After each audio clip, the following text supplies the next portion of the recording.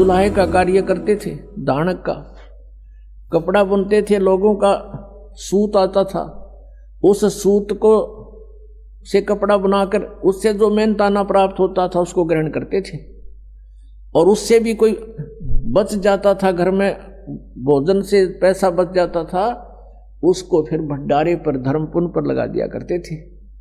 परमात्मा के घर में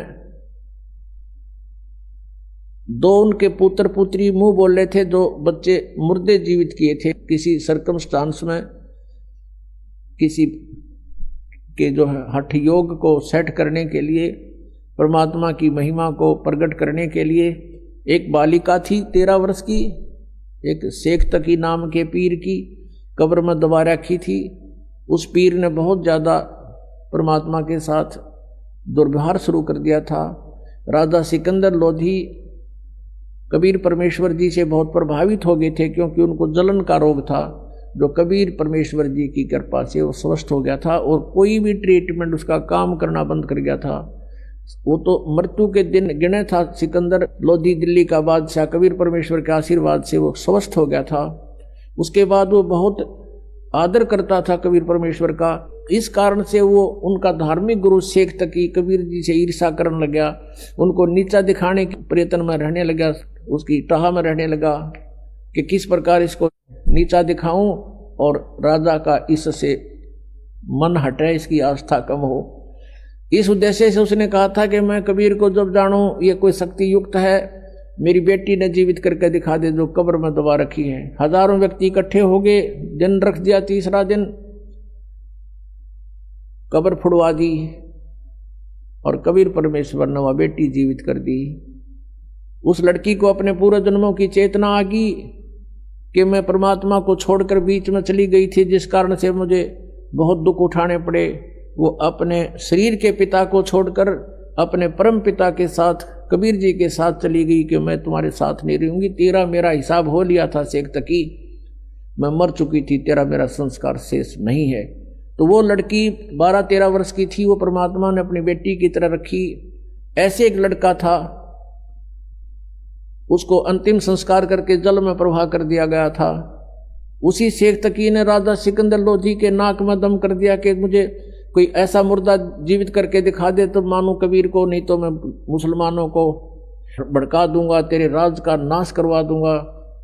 तब इस शर्त पे परमात्मा ने उस मुर्दे लड़के को जीवित किया था। वो भी 10-12 वर्ष का लड़का था। उसके बाद वो लड़का भी परमात्मा के साथ पुत्र रूप में रहता था। तो इस प्रकार एक पुत्री एक पुत्र थे जो अपने वचन से जीवित किए हुए बालक थे, और मुंह बोले माता पिता थे, उनके अपने माता पिता नहीं थे, वो तो सहशरीर आए थे, सहशरीर चले गए थे। नीरू नीमा नाम के निसंतान दंपति थे, उनको परमात्मा कमल के फूल पर जल में लहर तारा तालाब पर प्राप्त हुए थे। तो ऐसे कुल मिला के परमात्मा का 5 सदस्यों का परिवार था।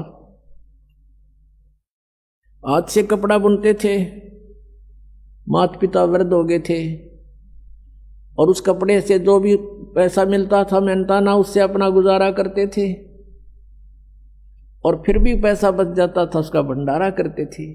तो ये लीला करके दिखाई भगवान ने कि तुम जैसे मैं कर रहा हूं ऐसे रहना इस संसार में, और यदि तुम परमात्मा पर विश्वास रखोगे, परमात्मा पे आपका दृढ़ विश्वास होगा, तो आपके ऊपर आने वाले सभी संकट दूर होंगे। इसलिए मालिक ने ये बताई थी कि ये साधना ऐसे बनती है। यजुर्वेद अध्याय नंबर 40 के मंत्र 15 में कहा है कि वायु अनिलम अथ इदम अमृतम भस्मांतम शरीरम ओम कर्तु समर किलवे समर कर्तुम समर। ओम नाम का जाप काम करते करते स्मरण करो, विशेष कसक के साथ स्मरण करो, मनुष्य जीवन का मुख्य कर्तव्य जानकर ओम नाम का जाप करो।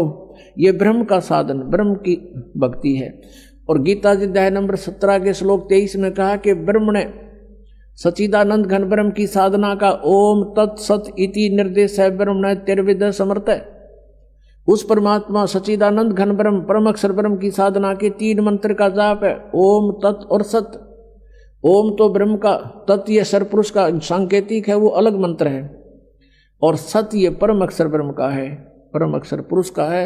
ये मंत्र भी गुप्त है, ये दास दे सकता है, इस पृथ्वी पर किसी को अधिकार नहीं है उस नाम के देने का, ना ही उसको वो परिचित है कोई। और यदि मुझ दास से प्राप्त करके ये मंत्र कोई स्वयंभू संत बनकर किसी को गुमराह करने की चेष्टा करता तो अधिकारी नहीं है, उससे भी आपने बचना है, औरों को भी बचाना है कि ये बिल्कुल झूठ बोल रहा है, नकली पासपोर्ट बना रहा है। और फिर जीवन अंत के समय जब तुम्हारा जीवन अंत होगा तो सतलोक जाने की तैयारी होगी, फिर वो पासपोर्ट की पहचान होगी ऊपर, ये अधिकारी था कि नहीं जिसने तुझे नाम दिया, तो जीवन नष्ट हो चुका होगा, फिर कुछ नहीं बात बनेगी। पहले सावधान हो।